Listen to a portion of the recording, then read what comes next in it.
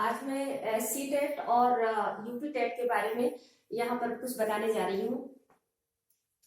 तो जैसा कि ये दोनों सी टेट है, इस सेंट्रल टीचर एलिजिबिलिटी टेस्ट, और ये है यूपी टीचर एलिजिबिलिटी टेस्ट। ये सिर्फ यूपी के लिए मान्य है और ये सेंट्रल केंद्रीय है, ये पूरे केंद्र के लिए मान्य होता है। तो चूंकि दोनों ही टेस्ट पास करने के बाद प्राइमरी शिक्षक बना जाता है, इसलिए लोग सोचते हैं कि हमें दोनों में से कोई भी परीक्षा अगर हमारी निकल जाती है तो हम उसमें कामयाब हो जाते हैं। लेकिन लोगों के पास ये भ्रम रहता है कि सी टेट ठीक पड़ेगा या टेट ठीक पड़ेगा, कौन मुश्किल है कौन आसान है, इसमें वो उलझे रहते हैं। तो आज मैं कुछ बातों से बताने जा रही हूँ कि क्या आसान है और क्या मुश्किल होता है। जो मेरी समझ से जो ठीक लगता है वो मैं यहाँ पे बताने जा रही हूँ। तो सबसे पहले लेते हैं कि ये सी टेट और यूपी टेट दोनों ही आपके जो पेपर होता है वो 150 नंबर के होते हैं। 30-30 नंबर के 5 पार्ट होते हैं। इसमें भी सी टेट में भी होता है और यूपी टेट में भी होता है। और सबसे बड़ी बात कि मेरे हिसाब से अगर मैं बोलूं तो सी टेट की अपेक्षा ये आसान होता है। लेकिन ज्यादातर लोगों का और लोगों को कहना है कि नहीं, टेट ज्यादा आसान है। लेकिन दरअसल हर इंसान की अपनी अलग अलग क्षमताएं होती है और उस क्षमता के आधार पर वो इसका निर्धारण करते हैं कि कौन आसान है कौन मुश्किल है। तो दोनों में अंतर क्या है, किस क्षमता के आधार पर लोग इसका निर्धारण करते हैं। तो जो सी टेट है इसके लिए तर्क की जरूरत पड़ती है। नहीं, अगर आपके पास दिमाग है, एक अच्छी सोच आपके पास, तुरंत समझने के लिए, तर्क करने के लिए, चिंतन करने के लिए तर्क करके आप किसी निष्कर्ष पर पहुंच सकते हैं। अगर आपके पास ये क्षमता है तो आपके लिए सी टेट ठीक रहेगा। लेकिन अगर आपके पास तर्क करने की क्षमता उतनी प्रबल नहीं है तो आपके लिए टेट ठीक पड़ेगा। लेकिन टेट के लिए भी एक बात जरूरी है कि इसके लिए बहुत पढ़ना पड़ेगा। आपके पास एक अच्छी खासी जानकारी का होना बहुत जरूरी है। तो टेट के लिए आपको बगैर पढ़े, इसके लिए संपूर्ण अध्ययन मांगता है। आपको बिल्कुल आपको पढ़ना होगा, चाहे आप कोचिंग की मदद से पढ़े या कहीं भी पढ़े, लेकिन आपको पूरी मेहनत करनी पड़ेगी टेट के एग्जाम के लिए। क्योंकि इसमें जो मैथ आता है और जो हिंदी जो भी होते हैं, बिल्कुल यही पार्ट उसमें भी होता है। उसके लिए आपको पूरी ग्रामर हिंदी की और मैथ जो सी टेट की अपेक्षा इसके मैथ भी टफ होते हैं थोड़े। तो इसके लिए आपको पूरा पढ़ना ही पड़ेगा, तभी आपका टेट निकलेगा। और वरना फिर सी टेट के लिए आप कोशिश कर सकते हैं। और एक बात और, सी टेट और टेट किन लोगों के लिए कौन सा ऑप्शन ज्यादा अच्छा रहेगा। तो अगर किसी ने ग्रेजुएशन तुरंत करके, बीटीसी बीएड वो तुरंत करके अगर ये एग्जाम दे रहे हैं तो उनके लिए टेट बेहतर विकल्प हो सकता है। लेकिन अगर जो बहुत थोड़ा पहले के पढ़ कर बैठे हैं और कुछ साल वो घर पर बैठ चुके हैं और उनके थोड़े से कहीं ना कहीं जानकारी की जो कमी हो जाती है समय के साथ साथ, तो उनके लिए सी टेट बेहतर विकल्प हो सकता है। तो अब हम बताते हैं कि सी टेट टेट की अपेक्षा कैसे आसान है, कैसे कोई सी टेट में अपना बेहतर भविष्य तलाश कर सकता है। तो इसमें आते हैं कि सी टेट में 5 पार्ट है, 1 2 3 4 5। पहला है बाल विकास व शिक्षा शास्त्र। बाल विकास व शिक्षा शास्त्र, इसके लिए आपको थोड़ा सा पढ़ना पड़ेगा। इसके लिए थोड़ा सा पढ़ना पड़ेगा। और क्या पढ़ना पड़ेगा, बाल विकास और शिक्षा शास्त्र से जो भी रिलेटेड आपको बुक ठीक लगता है वो बुक आप पढ़ें। और उसके साथ ही शिक्षण विधियां जो प्राइमरी कक्षाओं को पढ़ाने के लिए सरकार ने बनाए हैं, तमाम योजनाएं नहीं, जो भी अगर शिक्षा में सुधार के लिए जो भी नीतियां बनाई गई उनके बारे में थोड़ा सा जानना जरूरी है। और हाँ, टीचिंग टेक्निक और बाल विकास और शिक्षा शास्त्र संबंधित जो तमाम जो विचारक रहे उन्होंने शिक्षा, बच्चों के लिए किस तरह की शिक्षा देने की बात कही है, उस बात पर थोड़ा सा ध्यान देना जरूरी है। तो इसके लिए क्वेश्चन है। और हाँ, इसमें इसकी सबसे बड़ी खासियत ये होती है कि तर्क वाला होता है। इसमें जानकारी अगर थोड़ी सी कम हो लेकिन अगर तर्क करने की शक्ति ज्यादा हो तो इंसान इसको निकाल सकता है। तो इसमें तर्क का क्वेश्चन होगा, प्लस आपको जानकारी चाहिए। अब आते हैं दूसरे नंबर पर, जिसमें है मैथ। ये मैथ है और इसमें 30 नंबर का ये भी होता है। अब लेकिन ये मैथ उससे कितना आसानी है मैं आपको बता रही हूँ।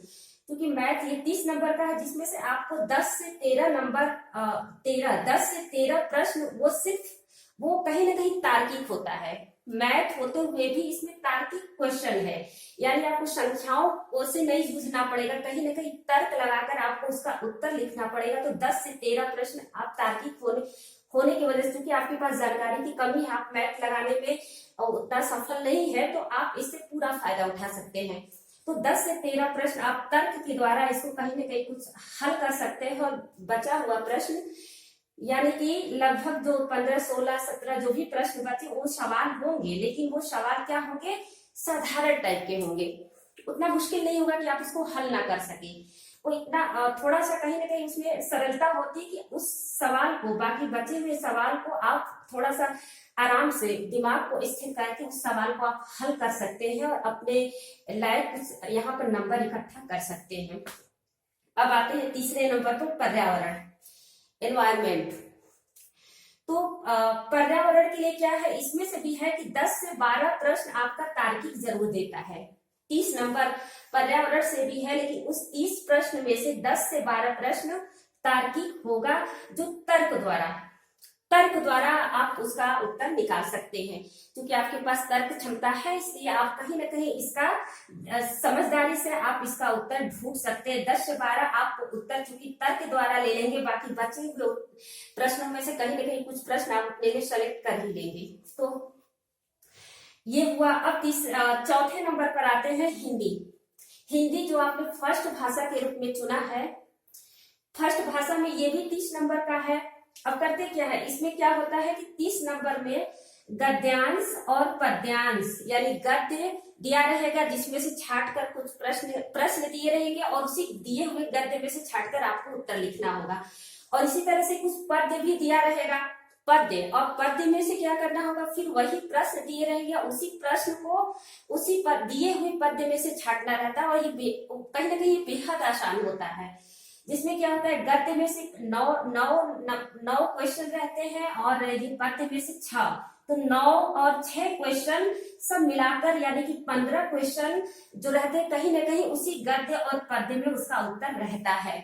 जो आपका ग्रामर होता है, थोड़े से संधि या समास कुछ भी, तो वो कहीं ना कहीं इसी गद्य और पद्य से ही निकाल कर वो उसी में से संधि और समास पूछ देता है। तो इस तरह से आपने 15 नंबर का उत्तर आपके सामने है, इसमें से आसानी से कहीं ना कहीं आप छाट सकते हैं, लेकिन ध्यान से, सावधानी से। उसके बाद बचे हुए 15 जो नंबर है 30 में से, उसमें क्या है, क्या आपको कैसे लगाना, जो 15 नंबर के और बचे, इसमें थोड़ी सी आपको जानकारी चाहिए, थोड़ी सी जानकारी प्लस तर्क, इसमें भी तार्किक होता है। तो तर्क और ज्यादा तर्क और थोड़ी सी जानकारी से आप बचे हुए 15 प्रश्न में से भी कुछ प्रश्न अपने लिए बना सकते हैं। तो कहीं ना कहीं ये भी नंबर आपके रखे हुए हैं। अब लास्ट में आते हैं जो आपका सेकंड भाषा है। आपने सेकंड भाषा के रूप में मैंने यहाँ उर्दू लिखी है, लेकिन आप उसको संस्कृत है या इंग्लिश है और आप चुन सकते हैं। तो उसमें सब्जेक्ट कोई भी हो, लेकिन आपका सेकंड स्थान पर जो भी भाषा आपने चुना है उसमें सभी में प्रारूप एक ही रहता है। तो कहीं ना कहीं ये उर्दू में जब हम आते हैं तो ये बिल्कुल हिंदी की तरह है, इसमें गद्य और पद्य दिया रहता है। एक गद्य रहेगा जरूर, और दूसरे नंबर पर फिर गद्य ही रह सकता है या फिर पद्य रह सकता है। फिर इन दोनों का उत्तर भी प्रश्न जो दिया रहता है, इन दोनों से ही छांटकर लिखा जाना रहता है, उसमें छांटना होता है, जिसमें से गद्य से लगभग 8 क्वेश्चन और ये दूसरे नंबर के गद्य या पद्य से लगभग 7 क्वेश्चन रहते हैं, सब मिलाकर 15 प्रश्न। फिर आपके पास 15 प्रश्न है जिसका उत्तर आपके सामने है, इसी में से छांटना है। जरा सी समझदारी से आप इसका उत्तर इससे खोज सकते हैं। और उसके बाद बचे हुए प्रश्न ठीक इसी तरह से जो 15 नंबर के प्रश्न और बचते हैं, तो वो आपके यानी थोड़ी सी आपकी जानकारी रहनी चाहिए हल्की सी, और उसके बाद फिर वही तर्क आपका यहाँ भी काम करेगा, यानी कि आपका तर्क और थोड़ी सी जानकारी मिलकर यहाँ के 15 नंबर से भी आप अच्छे नंबर ले सकते हैं। तो इस तरह से कहीं ना कहीं पूरा ये 5 पार्ट से ऐसा नहीं है कि आप नंबर इकट्ठा नहीं कर सकते हैं, आप इसमें से बेहतर नंबर इकट्ठा कर सकते हैं। तो कहीं ना कहीं आप अपने पास होने लायक या आपकी क्षमता के ऊपर अच्छे नंबर इसमें ला सकते हैं। टेट की अपेक्षा तो आप ये कंफर्म कर लीजिए कि कहीं ना कहीं आपके लिए सी टेट एक बेहतर विकल्प हो सकता है। और इस तरह से आप कोशिश करें। आप सी टेट के नाम पर घबराइए नहीं। लोग घबरा देते कि अरे सी टेट तो बहुत मुश्किल है, तो कोई मुश्किल नहीं है। आप इसके लिए कोशिश कर सकते हैं और अपने लिए एक अच्छे नंबर तलाश कर सकते हैं। तो अगर आपको मेरा चैनल पसंद आ रहा हो या मेरे पढ़ाने की जो विधि है वो अगर आपको पसंद आ रही है तो प्लीज मेरे चैनल को लाइक करें, सब्सक्राइब करें और हाँ, शेयर करना न भूलिएगा। धन्यवाद।